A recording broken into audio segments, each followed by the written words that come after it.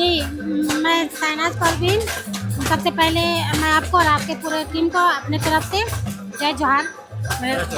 जी जी, शहनाज परवीन जी क्या करते हैं? जी, समझ लीजिए तो हाउसवाइफ ही हूँ और थोड़ा बहुत बिजनेस करती हूँ।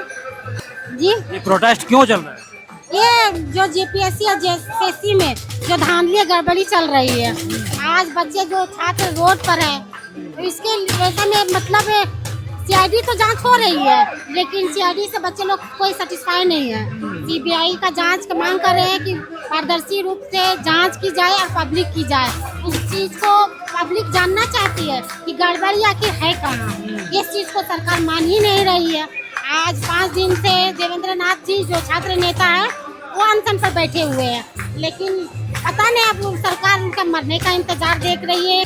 अगर आज हेमंत सरकार सत्ता पर बैठे हुए हैं तो हमारे वोट से, इन बच्चों के वोट से, इन बच्चों के पेरेंट्स के वोट से ये सरकार पर बैठे हैं। तो इस सरकार में बैठने का मतलब ये नहीं कि हम एक बार आपको वोट दिए, सत्ता पर बैठा दिए, 5 साल उसके बाद आप हम लोग को तरफ देखे ना।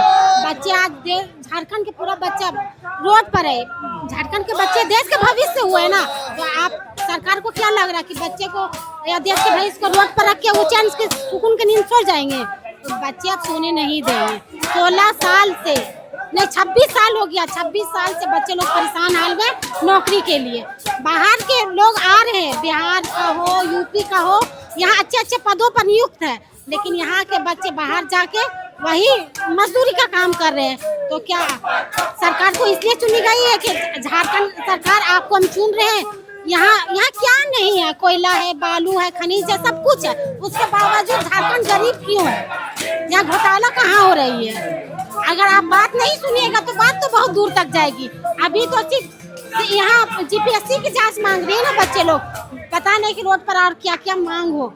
जब जंतर मंतर में प्रोटेस्ट हुआ तो कहीं न कहीं अमित शाह को हार मानना पड़ा। तो जब अमित शाह जिसका सत्ता है, जिसका सरकार है, उसको झुकना पड़ा, तो हेमंत सरकार क्या है? कुछ भी नहीं है।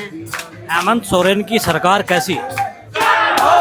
देखिए, मतलब इस सरकार के बारे में, सरकार बनी है, काम कर रही है, लेकिन जब तक बच्चे रोड पर नहीं आए थे ना, तो कोई ध्यान नहीं दे रहा था कि चलो तुमको हम चुने, तुम काम कर रहे हो, जिस तरह चल रहे हो। लेकिन जब अभी बच्चे रोड पर आए, डिमांड कर रहे हैं, तो इस वक्त आपको दिखाना है कि सरकार आप कैसे हो। इस वक्त आप गलत साबित हो रहे हो। तो आज गलत है तो अब गलत हो गए। जब तक आपसे कोई डिमांड नहीं किया था तब तक आप बहुत सेफ जोन में थे, सरकार आप बहुत सेफ जोन में थे। लेकिन जब अभी डिमांड किए बच्चे 5 दिन 6 दिन से बिना अन्न का सोए हुए, तो क्या वो आपको वोट नहीं दिए थे? वो क्या झारखंड के बच्चे नहीं हैं? वो झारखंड क्या है? छात्र का नेता है।